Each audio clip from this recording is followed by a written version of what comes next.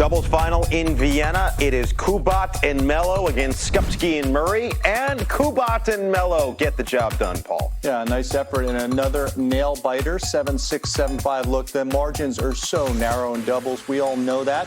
And luckily for both of these teams, they're in the draw already for London. But there's some more tennis next week to be played in Paris. And guys will be battling as they do, but Kubat and Melo, a team to definitely be reckoned with at the year-end championships. So we will keep our eyes on the doubles race for London as Kubat and Melo add another title to their hardware collection as we move on and continue with the social media side, continue with the internet side, because Tennis Channel on Twitter, we talked about the Instagram yesterday. We showed you some of the scary stats. Today it is #NetOutTheVote. Let's explain this because it's our TC Twitter campaign for some of 2020's best moments, best candidates. We've got a couple of variety of topics to go through, and so I'll throw some out to you guys, and you tell me. The social media guru. He loves this stuff. I've never seen it. I don't know anything about it, even though I have the Twitter, the Facebook. What is that? Well, let's go to the Twitter. Interweb. Yes, www.twitter.com. This is on our Tennis Channel page. Ooh, this is a good one. Time to vote. Most shocking moment of 2020. Here are the four candidates.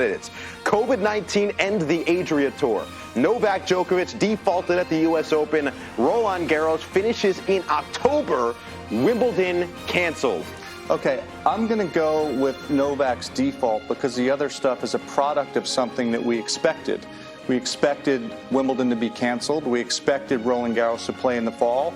And not that you would wish ill on anyone, but when we saw what was happening in the Adria Tour, we were pretty sure that wasn't going to go smoothly. We never expected that to happen to Novak in New York. I really hate to ever agree with Paul Annacone. Was I right, Jim? But on this one, it's hard to disagree with Paul. So I'm going to have to agree. And I also want to point out the thing about the Djokovic default that's sort of difficult to get your mind around is that he was going to win that title, the way he was playing and the way when you saw the other players and how tight they got and they're not accustomed to winning. None of them had won a major. You don't think he could have lost. And then all of a sudden he's really in the driver's seat almost for the greatest of all time. It was such a monumental thing to happen. It was by accident. But you know what? In some ways, he's gotten away with it over the years because he's hit balls around at times and just never hit anybody. Maybe this will stop him from that. I mean, look, the sad thing is we're all accountable for everything that happens on the court as players, as Jimmy knows. And he didn't mean any malintent, but unfortunately, that's what happened. And you're right, Jimmy. That totally changed the complexion of the year for him. And then to go out in Roland Garros and have the King of Clay show you still who's the King of Clay really kind of put a period on the end of the sentence. So Novak's going to get his one goal for the year, probably, which is finishing the year at #1, but he's not closed the gap on Roger and Rafa. He's the youngest. He's going to have the most chances, but this is a missed opportunity. And he will tie Pete Sampras by doing so as the year-end #1. Sixth time in his career that he has done that, but the shockwaves of that decision, of that meltdown, so to speak, in New York will certainly live on for years to come. Let's move on to our second, which is the most heartfelt moment since the tours restarted. Here are the candidates. Victoria Azarenka helps Kasatkina during their Rome match. I think that we're going to see each one as we go through. So it's Azarenka helping Kasatkina. This is what it looked like as you see Kasatkina goes down. Azarenka brings out the ice right away and makes sure that she helps en route to her Renaissance season as well. Heartfelt moment #2. Serena Williams waving to her daughter Olympia as we get the kiss on the forehead from Vika as well and the handshake. I mean, this was just an awesome, lengthy moment. This was just really cool. The new mom, Serena Williams, sees her daughter Olympia in the crowd and gives her a nice wave during the U.S. Open, and the mother-daughter connection that never fails. I also see the girl-dad mask. It's all good stuff. Heartfelt moment #3. We're actually going to listen into this one. Sasha Zverev, Dominic Thiem at the U.S. Open final. I mean, I want to thank my parents. Sorry.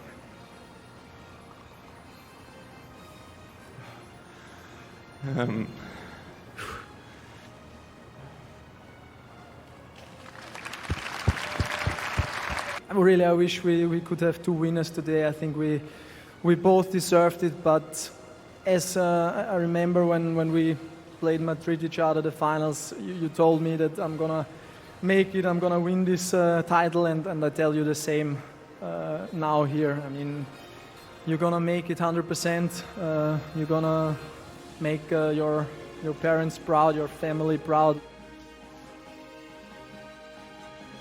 So those are your options. 3 excellent moments from this year. We started with Paul for the first. We're going to start with Jimmy on this one.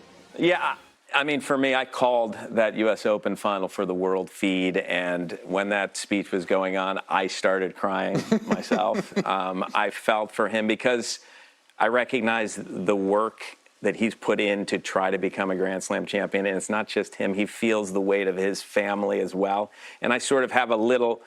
My dad also put a lot of time and effort into me to becoming a pro tennis player, so I know that weight. I know the weight that he felt.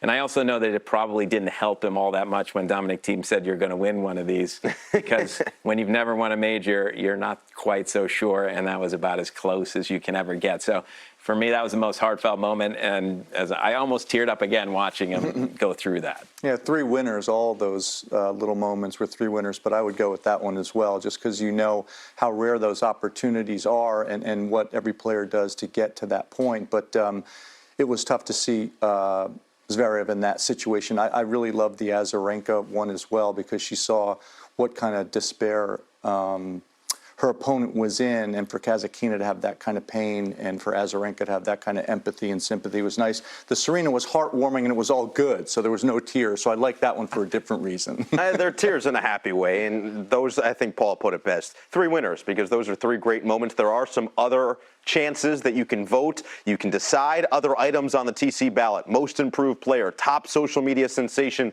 and much more. So check those out on the TC Twitter page. But